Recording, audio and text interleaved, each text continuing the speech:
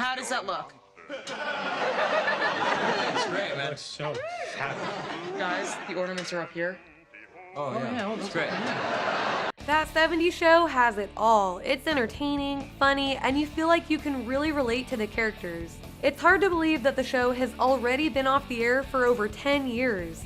But even still, it'll always be timeless and one of my personal favorites. Here are 30 facts you didn't know about That 70's Show.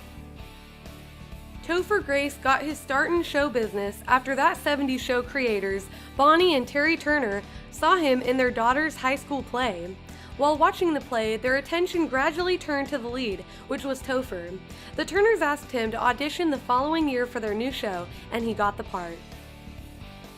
Ashton Kutcher got the part of Kelso after playing him naive at his audition, while everybody else who had auditioned had played him as dumb. This was actually Ashton's first acting job ever. He said in an interview, "The first 5 episodes of That 70's Show, I was convinced I was going to be fired because I was terrible." Kelso, at 6 in the morning, someone glue you to the fridge? No. Kelso, did you glue yourself to the fridge? Yes. In addition to a younger sister, Tina, who was later written out, Donna also had a never-seen older sister named Valerie off at college. Hello, pretty lady. Hi. She's not a pretty lady. She's my sister, and she's 14. You know, in my country... It's illegal here. An early idea during the show's development phase had Eric and Hyde fighting a bitter rivalry over Donna, but the idea was tossed out as the show and its characters developed. Hey, Eric! Hyde's here! Heidi, Heidi, Heidi, Heidi. And we're on a date here. There was a UK remake called Days Like These in 1999. It was the first time an American company, Carsey Werner, produced both the American and British versions of the same show. Days Like These used the same scripts as That 70's Show, switching out American references with British ones. The party has reached its critical mass. In 10 minutes' time, there will be no more beer theft opportunities. Yes, but if my dad catches me nicking booze, he will kill me. Eric, I'm willing to take that risk. The party has reached critical mass. In 10 minutes, there will be no more beer opportunities. If my dad catches me copping beers, he'll kill me. I'm willing to take that risk. The show's trademark camera spin, also known as the pot circle, seems at first glance that it was just a funny comedic tool for the group to both joke around and have honest moments where they talk directly to the camera. In reality, the reason they filmed like this was because they couldn't show them smoking weed on screen. It allowed the show to make it clear the characters were totally baked while never showing them actually smoking the weed. Joseph Gordon-Levitt appeared in only one episode of the show, even though it was supposed to be a reoccurring role.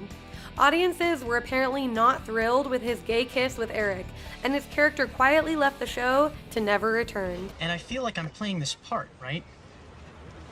But it's not me.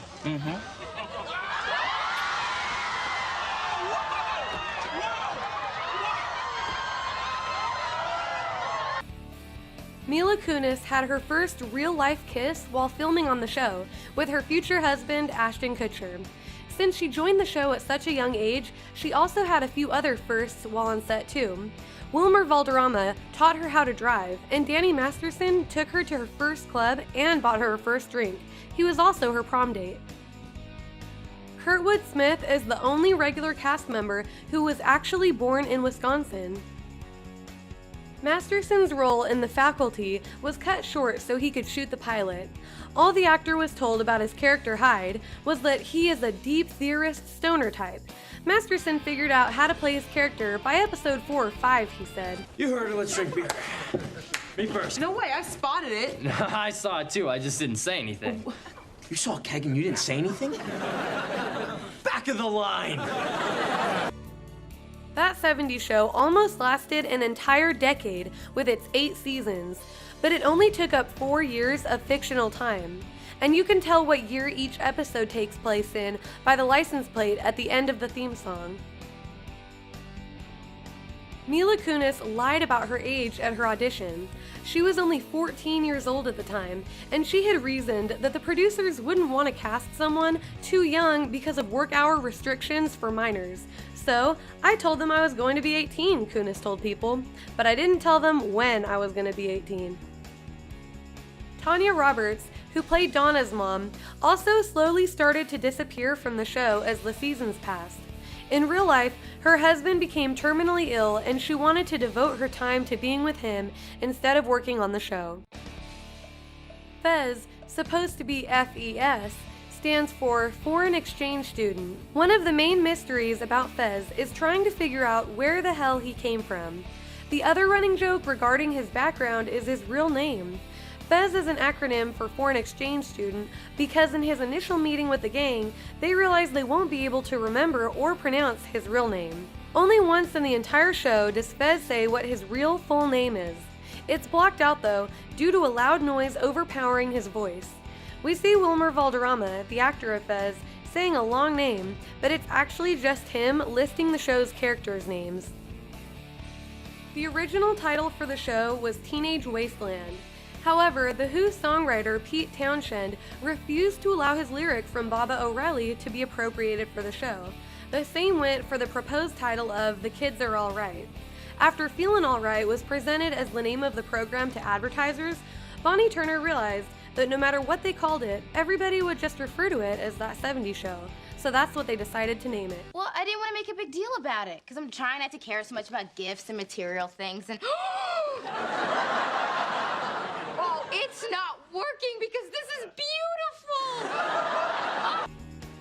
Red Foreman was based on a mix between Bonnie and Terry Turner's individual fathers and Kurtwood Smith's own stepfather. Hey, Red.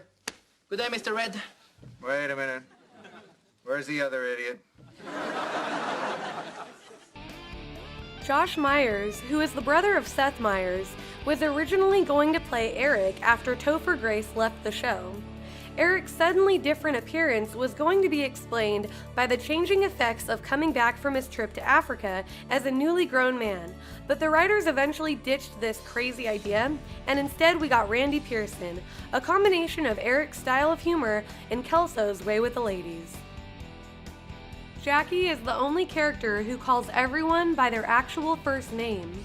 While everyone else will say Foreman, Hyde, Kelso, Jackie always says Eric, Steven, Michael. It depicts her as less laid back than her friends and sometimes makes it seem like she has the mother yelling at her kids tone of voice. Kevin McDonald got the role of Pastor Dave because of his dog and Topher Grace. Grace drove by one day while the Kids in the Hall cast member was walking his dog and said he was a huge fan. It led to him playing Pastor Dave for 6 episodes before the character disappeared. Religion can be cool. In fact, Jesus was a lot like another famous rebel, Fonzie. But where Fonzie says, "Hey," Jesus says, "Amen." Jackie constantly makes fun of Fez in the show for being foreign. In real life, however, the actor who plays Fez, Wilmer Valderrama, was born in the USA, while Mila Kunis is the one that was foreign because she was born in the USSR in what is now known as the Ukraine.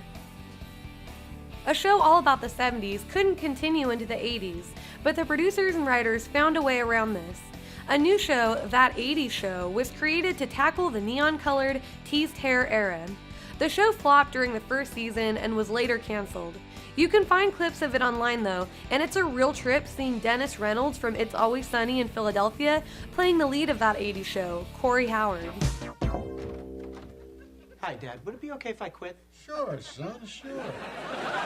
I'm gonna fire you anyway. Okay, good. Later seasons of the show had band-themed episode titles. Season 5 episodes all shared titles with Led Zeppelin songs. For Season 6, The Who was honored. The Rolling Stones were represented in Season 7, and for Season 8, it was Queen. Lori Foreman, played by Lisa Robin Kelly, was taken off the show halfway through Season 3, returning in the 5th season only to be replaced by actress Christina Moore. She was a self-admitted alcoholic with addictions to multiple substances.